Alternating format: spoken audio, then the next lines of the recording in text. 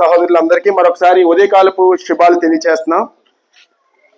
మానవులకి ఈ లోకంలో జీవిస్తున్న మన అందరం కూడా మరి ముక్తిని చేరాలి, స్వర్గాన్ని, ధర్మాన్ని అవలంబించిన మనందరి యొక్క ముఖ్యమైన ఉద్దేశం ఏంటంటే ముక్తిని చేరాలనే ఆలోచన.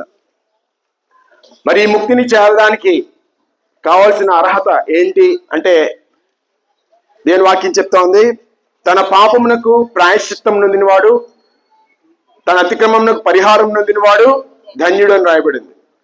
ఈరోజున మనం డబ్బు కలిగి ఉండడం గొప్పగా అనుకుంటాం, అలాగే మంచి చదువు, విద్య, ఉద్యోగం కలిగి ఉండడం గొప్ప అనుకుంటాం, అలాగే ఆస్తిపాస్తులు మరి కలిగి ఉండడం గొప్ప అనుకుంటాం. కానీ మరి ఇవన్నీ కలిగిన ఒక ధనవంతుడైన ఒక రాజు ఏం చెప్తాడంటే పాపమునకు పరిహారం నొందడం గొప్ప విషయం అని చెప్తా ఉన్నాడు. కారణం ఏంటంటే మనం కలిగిన ఈ యొక్క ధనం వల్ల కానీ, బలం వల్ల కానీ, ఆధిక్యతల వల్ల కానీ కొద్ది కాలం భూమి మీద సౌఖ్యంగా ఉండగలం. మన కలిగిన ధన సంపదల ద్వారా, మన కలిగిన పేరు ప్రఖ్యాతుల ద్వారా ఏదో కొద్ది కాలం భూమి మీద సంతోషంగా సౌఖ్యంగా ఉండగలమేమో కానీ పరలోకాన్ని అయితే మటుకు మన ధనం ద్వారా కానీ, మన యొక్క శక్తి సామర్థ్యాల ద్వారా కానీ మనం పొందలేము. పరలోకాన్ని లేదా ముక్తిని, స్వర్గాన్ని పొందాలంటే ఒక వ్యక్తి పాపం నుండి క్షమాపణ పొందాలని రాయబడింది. పరిశుద్ధత లేకుండా ఎవడును ప్రభువుని చూడడు. హృదయ శుద్ధి గల వారు ధన్యులు, వారు దేవుని చూచెదరు. కాబట్టి ఈ మాటలు వెంటనే ప్రియమైన సహోదరులారా, మనకు కలిగిన డబ్బుని బట్టి ఈ లోకంలో అన్ని వస్తువులు మనం కొనుక్కోగలం. కానీ విషయం ఏంటంటే దేవుని రాజ్యంలో స్థలాన్ని మనం సంపాదించుకోలేం. దేవుని రాజ్యంలో స్థలం సంపాదించడం వరకు మనకి కలిగి ఉండవలసిన అర్హత ఏంటంటే మన పాపముల నుండి మనకి క్షమాపణ కలగాలి. మనం అనుకుంటాం నేను పాపం చేయడం ఏంటి, నేను చాలా మంచోడు కదా అనుకుంటాం. పాపం అంటే డెఫినేషన్ ఏంటంటే దేవునికి ఇష్టం కాని విషయాల్ని చేయడాన్ని మనం పాపం అంటాం.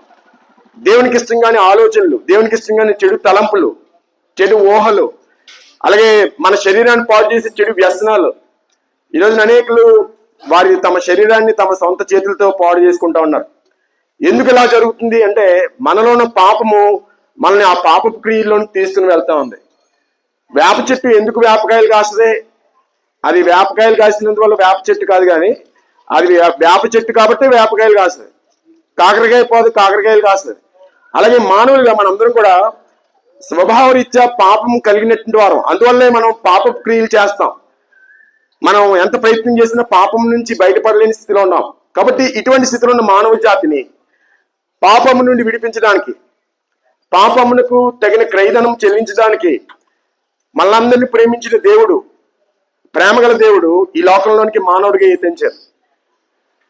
ఒకవేళ మీ వీధిలో మరి ఒక బాబు కాలంలో పడిపోయి ఒళ్ళంతా మురిగైపోయింది అనుకోండి, అక్కడ చాలా మంది తల్లులు ఉంటారు, కానీ ఆ బిడ్డ తల్లి యొక్క ప్రవర్తన ఎలా ఉంటుందంటే మిగతా వాళ్ళు మరి అలా చూస్తూ ఉంటారు, కానీ ఈ తల్లి అయితే అయ్యో నా కొడుకు పడిపోయిందని చెప్పేసి పరిగెట్టకుండా అబ్బాయి దగ్గరికి వెళ్ళి ఆ మురికి కాలంలోంచి బయటికి తీసి మరి తన ఇంటికి తీసుకెళ్లి శుభ్రంగా తనని శుభ్రపరుస్తుంది. అలాగే ఈ పాపం అనే మురికి చేత పీడించబడుతున్న మానవాళిని రక్షించడానికి మనందరినీ సృష్టించిన సృష్టికర్తని దేవుడు ఈ లోకంలోనికి మానవుడిగా ఎత్తించి మరి మనందరి పాపములు కడిగి వేయడానికి అవసరమైన క్రయధనాన్ని యేసు ప్రభు వారి శిలువలో చెల్లించారు.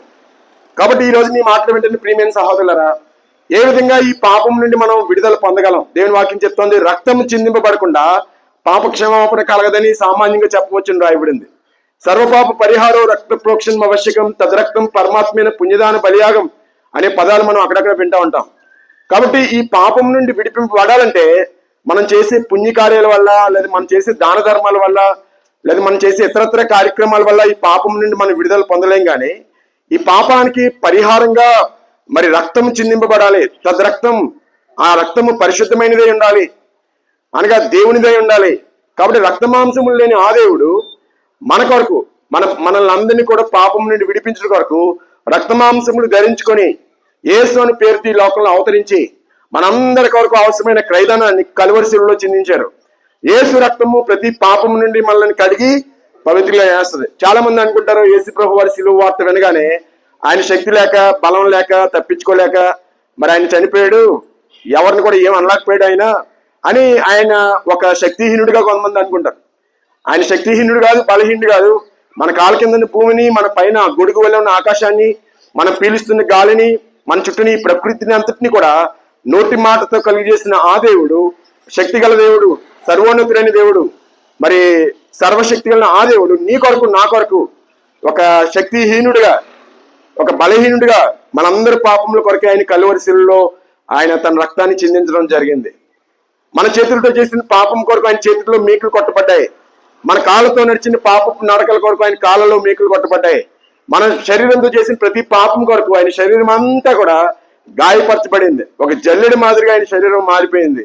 కారణం ఏంటంటే మన పాపములను క్షమించడం కొరకు. ఈ రోజున ఇలాగూ నీ యొక్క నా యొక్క పాపముల కొరకై ఈ లోకానికి మానవుడిగా ఎదించి ప్రాణం ఇచ్చిన దేవుడు ఎవరంటే యేసుక్రీస్తు ప్రభు వారు. కాబట్టి ఈ మాటలు వెంటనే ప్రియమైన సహోదరులరా, ఆయన శిలువ మరణంలో దేవుని ప్రేమను మనం చూస్తున్నాం. దేవుడిని నేను ఎంతగా ప్రేమించాడో ఆయన శిలువ మరణం ద్వారా మానవ జాతికి తెలియజేస్తా ఉన్నాడు. కాబట్టి ఈ యొక్క శిలువ మరణం ద్వారా దేవుని ప్రేమను మనం రుచి చూస్తా ఉన్నాం. రెండవదిగా దేవుని క్షమాపణ. నా ఎదుగు వచ్చేవాడు నేను ఎంత మాత్రం త్రోసివేయను, అతిక్రమంలో దాచిపెట్టేవాడు వర్ధిల్లడు కానీ వాటిని ఒప్పుకొని విడిచిపెట్టేవాడు కనికరము పొందునని రాయబడింది. కాబట్టి ఈ మాటలు వెంటనే ప్రియమైన సహోదరులరా, మరి దేవుడు క్షమించడానికి సిద్ధ మనసు కలిగినటువంటి వాడు. కొన్ని సందర్భాల్లో మన ఇంటి వారు మనల్ని క్షమించకపోవచ్చు, ప్రభుత్వాలు ప్రజలను క్షమించకపోవచ్చు, కానీ ప్రభు ఎవరినైనా క్షమించగలరు. ఒకవేళ ఇప్పటివరకు మనం కష్టాన్ని నష్టాన్ని కలిగించే వారుగా, చెడు వ్యసనాల ద్వారా మన ఆరోగ్యాన్ని పాడు చేసుకున్నటువంటి వారుగా, మన ఆస్తిని పాడు చేసుకుని మన యొక్క గౌరవాన్ని పాడు చేసుకున్నటువంటి వారుగా మనం ఉండుండొచ్చు. కానీ దేవుడు మనందరి యొక్క సృష్టికర్త తండ్రి, ఆయన మనల్ని ప్రేమించడానికి ఆయన ఇష్టపడతా ఉన్నాడు. ఆయన మనల్ని క్షమించడానికి మరి ఇష్టపడతాను. నా ఎదుగు వచ్చేవాడు నేను ఎంత మాత్రం త్రోసివేయను. మరి ఈ నామం వల్ల తప్ప మరి ఏ నామం వల్ల మనకి రక్షణ కలగదు. క్షమించడానికి సిద్ధ మనసు కలిగినటువంటి వాడు. నిజానికి మన తప్పులన్నీ కూడా ఆయన మనసులో పెట్టుకుంటే ఆయన ఎప్పుడు మనల్ని క్షమించలేడు. కానీ ఆయన చేసిన పని ఏంటంటే మన యొక్క పాపములన్నీ తన మీద వేసుకుని మనం పొందవలసిన శిక్షణ ఆయన పొంది మనకి ఆయన క్షమాపణ ఇస్తా ఉన్నాడు. అంతేకాదు ఈ శిలువ ద్వారా దేవుని ప్రేమ, దేవుని క్షమాపణ మనుషులకు తెలియడమే కాకుండా నిత్య జీవం అనుగ్రహించబడింది. యోహాను సువార్త 3:16 దేవుడు లోకమును ఎంతో ప్రేమించెను కాగా ఆయన తన అద్వితీయ కుమారునిగా అనగా యేసుక్రీస్తు ప్రభువుగా పుట్టినవాడి యందు విశ్వాసం నుంచి ప్రతి వాడును నశింపక అనగా నరకానికి పోకుండా నిత్య జీవం పొందినట్లు ఆయన ఈ లోకంలోనికి వచ్చి మన కొరకు తన యొక్క రక్తాన్ని చిందించారు. కాబట్టి ఈ మాటలు వెంటనే ప్రియమైన సహోదరు, నిత్య జీవం అంటే అర్థం ఏంటి? ఉదాహరణకి మనం ఈ లోకంలో మనకున్న ఆర్థిక స్థితిని బట్టి, ఆరోగ్య స్థితిని బట్టి ఒక 60 సంవత్సరాలు, 70, 80, 90 ఏదో రోజు ఈ లోకయాత్ర ముగిస్తాం. మనం ఈ లోకంలో జీవించే జీవితం నిత్య జీవం కాదు, కొద్ది కాలమే ఉంటున్నాం. కానీ యేసుక్రీస్తు ప్రభు వారు ఆయన ఎందుకు విశ్వాసం ఇచ్చినటువంటి వారికి, లేకపోతే ఆయన శిలువ మరణం ద్వారా మానవ జాతికి ఏమనుగ్రహించారంటే నిత్య జీవము అనగా యుగ యుగాలు తరతరాలు మరి దేవునితో పాటు దేవుని రాజ్యంలో సంతోషంతో, సమాధానంతో, ఆనందంతో ఉండే ఒక గొప్ప ఆధిక్యతని ఈ శిలువ మరణం ద్వారా మానవ జాతికి ఇవ్వబడింది. కాబట్టి శిలువ మరణం కేవలం ఏదో యేసుక్రీస్తు ప్రభుని నమ్మిన వారికి లేకపోతే క్రైస్తవులకే కాదు, మరి ఆయన శిలువ వార్త ప్రజలందరికీ శుభవార్త. కాబట్టి ఈ మాటలు వెంటనే మీరు ఆలోచన చేయండి. మరి దేవుని ప్రేమ, దేవుని యొక్క క్షమాపణ, దేవుడు అనుగ్రహించే బహుమానమైన నిత్య జీవము శిలువ ద్వారా మానవ జాతికి ఇవ్వబడ్డాయి. ఆయన నీ కొరకు నా కొరకు ఈ లోకానికి వచ్చి మన కొరకు ఆయన శిలువ మీద మరణించారు. ఆయన చేయవలసిన పని ఆయన చేశారు. ఇక ఇది మనం పొందుకోవడానికి మనం చేయవలసిన కొన్ని పనులు ఉన్నాయి. ఏమండి, మన పిల్లలు చదువుకోవాలని చెప్పేసి వాళ్ళకి మంచి స్కూల్లో జాయిన్ చేస్తాం, పుస్తకాలు కొంటాం, స్కూల్ డ్రెస్ కొంటాం, షూలు కొంటాం, వాళ్ళ ఒకవేళ దూరం అయితే సైకిల్ కొంటాం, అన్ని మీ వైపు నుంచి మనం చేస్తాం తల్లిదండ్రులుగా. కానీ ఆ పిల్లలు మనం చేసిన వాటిని ఉపయోగించుకోకుండా, కష్టపడి చదువుకోకుండా వ్యర్థంగా తిరుగుతూ మరి సమయాన్ని వ్యర్థంగా గడిపితే ఆ పిల్లల భవిష్యత్తు ఏమవుతుంది? పాడైపోతుంది కదా. అలాగే దేవుడు మన కొరకు చేయవలసినవన్నీ చేశాడు. ఇక మిగిలింది మనదే, మన పార్టీ మిగిలిపోయింది. మనం ఏం చేయాలి అంటే దేవుని వాక్యం చెప్తా ఉంది, మన పాపములను మనం ఒప్పుకొని ఎడల ప్రభువు నమ్మదగిన వాడును నీతిమంతుడిని కనుక ఆ సమస్త దుర్నీతి నుండి ఆయన మనల్ని పవిత్రంగా చేయను. కాబట్టి మనం చేయవలసిన పని ఏంటంటే ఒప్పుకొనుట. ప్రభువా నేను పాపిని, నా యొక్క మరి చూపులు, నా తలంపులు, నా ఆలోచనలు కూడా పాపమే ఉన్నాయి. కొంతమంది ఈ పదం మాట్లాడడానికి మరి బాధపడి నేను పాపిని అని అనుకుంటారు. కానీ మన దేశంలో మరి చాలా భక్తిని చేసిన ఒక వ్యక్తి ఇలాగ ప్రార్థన చేశాడు. పాపోహం పాపాత్మ పాప కర్మ పాపాత్మ పాప సంభవ త్రాహిమాం కృపయాదేవ శరణాగత వసలు అని ప్రార్థన చేశాడు. అంటే దాని అర్థం ఏంటంటే నేను పాపమేనాను, నా ఆత్మ కూడా పాపంతో ఉంది, నేను చేసే పనులన్నీ పాప పనులే, ఓ కరుణగల దేవుడా నన్ను రక్షించని ఒక భక్తుడు చేసిన ప్రార్థన. ఈ రోజున మనం కూడా మన పాపములను ఒప్పుకోవాలి. మరి ఎవరైతే ఒప్పుకుంటారో మరి ఒప్పుకొని విడిచిపెట్టేవాడు కనికరం పొందిన దేవుని వాక్యం చెప్తా ఉంది. ఈ రోజున మనం చేయవలసిన ఒక ముఖ్యమైన పని ఏంటంటే మన జీవితాన్ని దేవుని సన్నిధిలో ఒప్పుకోవాలి. యేసు ప్రభువుని నీ నోటితో ఒప్పుకుంటే నువ్వు రక్షింపబడతావు. మరి మన పాపం, నేను పాపని ఒప్పుకోవడమే కాకుండా నా పాపం కొరకు ప్రభువా మీరు ఈ లోకానికి వచ్చారు, మీరు నా పాపం కొరకు రక్తాన్ని చిందించారని నోటితో ఒప్పుకోవాలి, విశ్వసించాలి.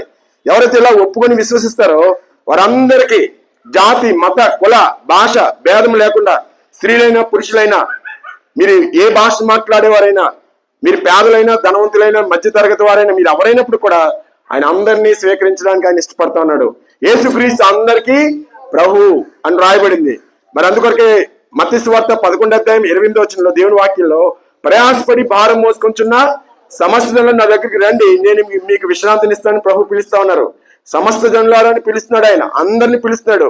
అంతేకాకుండా సామాన్యులేమి, సామంతులేమి, ధనికులేమి, దరిద్రులేమి, లోక నివాసులారని నా వైపు చూచి రక్షణ పొందని నేను పిలుస్తున్నాను. ఈ రోజున ఇక్కడ నిలబడి మేమందరం కూడా ఒకప్పుడు మరి భయానకమైన స్థితిలో ఉన్నటువంటి వారమే, పాపం చేత పీడింపబడి నెమ్మది లేక, శాంతి లేక, సమాధానం లేక, నిత్య జీవం కొరకే నిరీక్షణ లేక జీవించినటువంటి వారమే. కానీ యేసుక్రీస్తు ప్రభు వారు శిలువ మీద చిందించిన రక్తాన్ని విశ్వసించి మా జీవితాలు ప్రభు సన్నిధిలో ఒప్పుకోవడం ద్వారా దేవుడు ఈ రోజున మా జీవితాల్లో, మా యొక్క మనసుల్లో, మా హృదయాల్లో గొప్ప సంతోషాన్ని, సమాధానాన్ని అనుగ్రహించారు. అదే విషయాన్ని మీకు ఈ రోజున మేము ప్రకటన చేస్తున్నాం.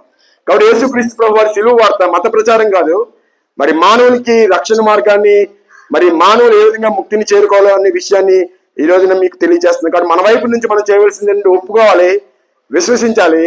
చివరిగా మూడోదిగా ఏంటంటే మరణం వరకు నమ్మకంగా ఉండాలి. చచ్చిపోయేంత వరకు కూడా దేవునికి ఇష్టంగా మనం జీవించాలి, దేవుని వాక్యాన్ని అవలంబించాలి. ఆయన ఆత్మ ద్వారా మనం నడిపించబడాలి. ఎవరైతే ఆయన ఎందుకు విశ్వాసం ఇస్తారో ఆ విశ్వాసం ఉంచిన వారిలోనికి దేవుడు తన ఆత్మను పంపుతారు. ఆ ఆత్మ ఎలాంటి వాడంటే మనకి కంటికి కనబడ్డగానే ప్రతి విషయంలో మనం నడిపిస్తాడు. ఆయన నువ్వు ఇలా ఉండు, నువ్వు అలా ఉండు, నువ్వు ఎలా మాట్లాడు, నువ్వు అలా మాట్లాడు, నువ్వు ఎలా ఉండకూడదు, నువ్వు ఇలా మాట్లాడకూడదు, అన్ని కూడా ఆయన మనలో నుండి మనకి బోధిస్తాడనమాట. ఆయన బోధించే మార్గము పరిశుద్ధ మార్గము, ఆయన నడిపించే మార్గం పరిశుద్ధ మార్గం. ఒకవేళ మనం ఏదైనా చెడ్డ పని చేస్తే నువ్వు చెడ్డ పని చేస్తావు అని మనం హెచ్చరిస్తాడు, వార్నింగ్ ఇస్తాడు. అంతేకాకుండా మనం మంచిగా ఉండడానికి ఆయన సహాయం చేస్తాడు. అటువంటి పరిశుద్ధాత్మ మనలోనికి వస్తాడు అనమాట. ఎవరైతే ఆయన ఎందుకు విశ్వాసం ఇస్తారో వారందరిలోనికి దేవుడు తన పరిశుద్ధాత్మను అనుగ్రహిస్తాడు. కాబట్టి ఈ మాటలు వెంటనే ప్రియమైన సహోదరులారా ఆలోచన చేయండి. మన జీవితం కొద్ది కాలమే, ఏ రోజున ఏమి సంభవిస్తుందో మనకు తెలియదు. దీపండుగానే ప్రాణం, మరి దీపండుగానే ఇల్లు చక్క పెట్టుకోవాలి. అలాగే ప్రాణం ఉంటుండగానే ఈ యొక్క పరలోకానికి వెళ్ళే మార్గాన్ని గురించి ఆలోచన చేయాలి. మరి దేవుడు మిమ్మల్ని అందరినీ ప్రేమించి, వాళ్ళందరినీ ప్రేమించి ఈ యొక్క మంచి వార్త మనందరికీ కూడా అందుబాటులోకి తీసుకొచ్చాడు. దీనికి డబ్బులతో పని లేదు, మనం ఏదో ఖర్చు పెట్టిన అవసరం లేదు, లేదా ఏదేదో దూర ప్రయాణాలు చేయని అవసరం లేదు.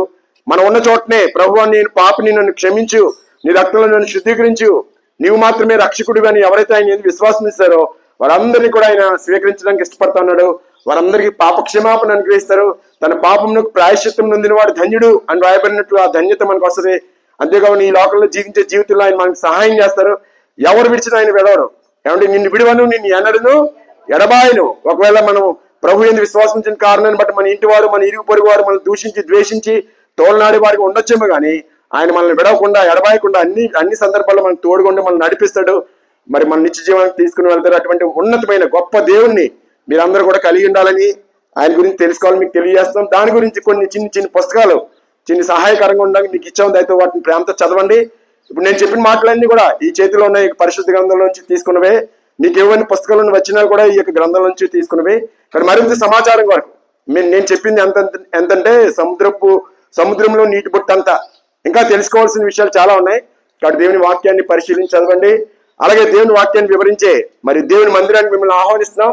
మన ప్రాంతంలోనే మరి నొనగొప్పుల వారి వీధి, తోరంగపేట, రామారపేటకు సంబంధించి హౌస్ ఆఫ్ జీసస్ యేసు మందిరం తరపున మీ అందరికీ ప్రత్యేకమైన ఆహ్వానం తెలియజేస్తాం.